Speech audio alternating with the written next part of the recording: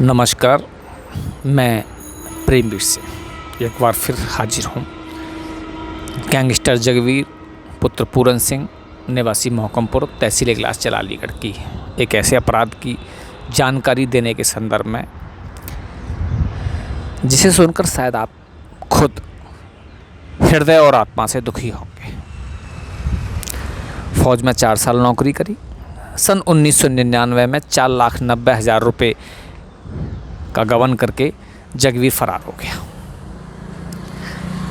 फरार होने के पश्चात जब भारतीय सेना 131 AAD रेजिमेंट को पता चला कि जगवीर 4,90,000 रुपये की हेराफेरी करके और पैसे लेके भाग गया है, तो उन्होंने उसकी जांच 715 AD ब्रिगेड के द्वारा करवाई। 700 AD ब्रिगेड के द्वारा की गई जांच में ये पाया गया कि जगवीर ने 49 सैनिकों के पे बुक में 1,000 रुपये उनको दिए और 11,000 रुपये चढ़ाए, अर्थात 49 लोगों के साथ फ्रॉड 4,90,000 रुपये का। बहुत कोशिश की, सेना के द्वारा आदमी भेजे गए, सैनिक भेजे गए, SP अलीगढ़ को सूचना भेजी गई, लेकिन कोई सफलता नहीं मिली और जगवीर छुप कर रहने लगा।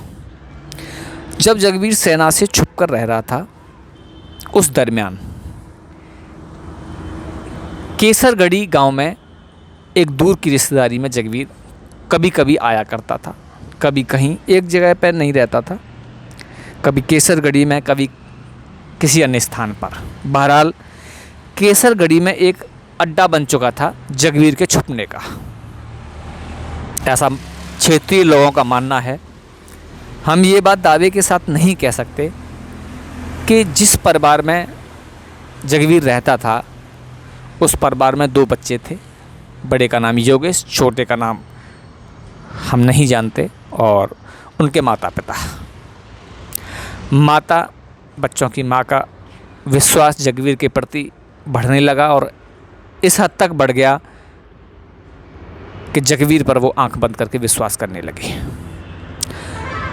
अब सवाल उठता है, इस दरमियान उन दोनों बच्चों के जो पिता थे, सड़क पे एक दिन वो मृत पाए गए। लोगों का अनुमान हुआ कि रोड एक्सीडेंट में इसकी मौत हो गई है, लेकिन क्षेत्रीय लोगों का ये भी कहना है कि ये रोड एक्सीडेंट नहीं था, जगवीर ने उनकी हत्या करके सड़क पर उनको डाल दिया था और उनकी मृत्यु का क्लेम उस परिवार को दिला दिया। तब से उस पूरे परिवार पर जगवीर का प्रभुत्व जम गया, क्योंकि उनकी पत्नी, मृतक की पत्नी जगवीर पर आंख बंद करके विश्वास करती थी। बच्चे बहुत छोटे थे और उनके घर में जो भी होता, पति की मृत्यु के पश्चात सारे काम जगवीर द्वारा किए जाने लगे। ताज एक्सप्रेसवे, यमुना एक्सप्रेसवे के आसपास उनकी करोड़ों रुपए की संपत्ति इस परिवार की, जिसका मालिक मारा जा चुका था या आप कहें हत्या की जा सकती थी। इस बात के कोई पुष्ट प्रमाण नहीं है, लेकिन क्षेत्रीय लोगों का ऐसा ही मानना है। वर्ष 2016 में जब जगवीर जेल गया, अलीगढ़ जेल, तो अलीगढ़ जेल में इसकी खुरापातों को देखते हुए DIG महोदय द्वारा जगवीर को मथुरा जेल में शिफ्ट कर दिया गया।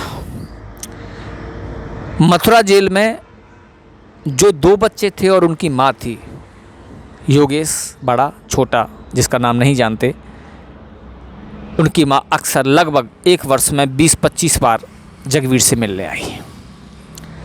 लोगों का ऐसा मानना है, क्षेत्रीय लोगों का। इस बात के भी हमारे पास पुष्ट प्रमाण नहीं है, लेकिन क्षेत्रीय लोगों का ऐसा मानना है कि जगवीर ने योगेश की माँ से 50 लाख रुपए मांगे कि अपना कुछ खेत बेचकर मुझे 50 लाख रुपए दे दो और जिससे मैं जेल से बाहर आ सकूं। महिला ने घर जाके अपने बच्चे से पूछा, बड़े वाले बेटे योगेश से। योगेश ने खेत बेचने के लिए और जगवीर को पैसे देने के लिए मना कर दिया। ऐसी स्थिति में जगवीर ने एक षड्यंत्र बनाया, एक ऐसा षड्यंत्र बनाया जो दरिंदगी की इंतहा हो सकती है। जगवीर का प्रोग्राम था कि जिन लोगों की संपत्ति जगवीर हड़पना चाहता है, योगेश की अगर वो हत्या कर देता है जगवीर, या हत्या करवा देता है षड्यंत्र के तहत, तो इसमें उन लोगों को फंसा देगा जगवीर जिसमें जगवीर जिन लोगों की संपत्ति हड़पना चाहता था। दूसरी बात, योगेश जो खुद जगवीर के रास्ते का कांटा था, उसकी संपत्ति भी हड़पना चाहता था। योगेश उसके रास्ते से हट जाएगा और खुद जेल से बाहर आने के बाद जगवीर एक बार फिर बेसमा इगलास क्षेत्र का गैंगस्टर बन जाएगा, जिसके सामने किसी की हिम्मत नहीं होगी बोलने की। षड्यंत्र बना। षड्यंत्र में 3 शूटर चुने गए। संगीता जो उसी दिन जगवीर से मिलके आई थी, उसने रात 9 बजे जमुना एक्सप्रेस वे पर राया के पास कट नहर पर योगेश की मां पे फ़ोन किया कि मैं लेट हो गई हूँ और तुम्हारे पास आना चाहती हूँ। पूर्व नियोजित प्रोग्राम, पूर्व नियोजित षड्यंत्र, घिनौना। योगेश संगीता को लेने आता है। संगीता तो जो पत्नी है जगवीर फौजी की, और ऐसी स्थिति में योगेश संगीता को रात 9 बजे लेने आया।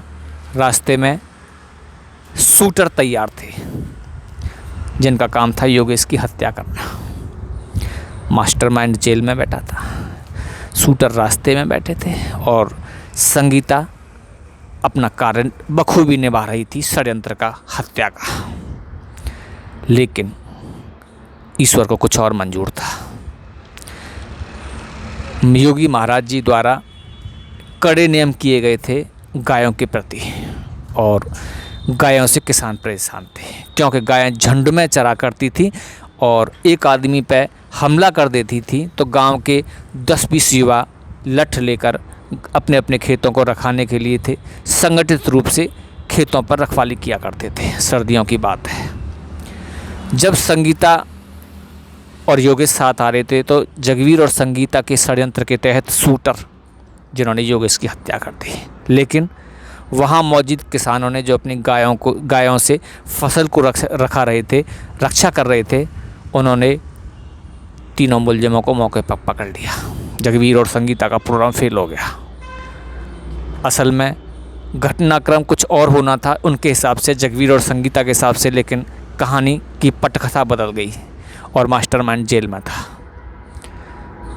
जिस मुकदमे की वादी संगीता होनी चाहिए थी और गवाह भी होनी चाहिए थी, उसमें कहानी बदल गई। मौके पर मुलजिम पकड़े गए और पुलिस की विवेचना स्टार्ट हुई। योगेश के छोटे भाई ने FIR करवाई। कुछ लोग जो 3 शूटर थे वो नामजद और कुछ लोग अज्ञात दिखाए गए।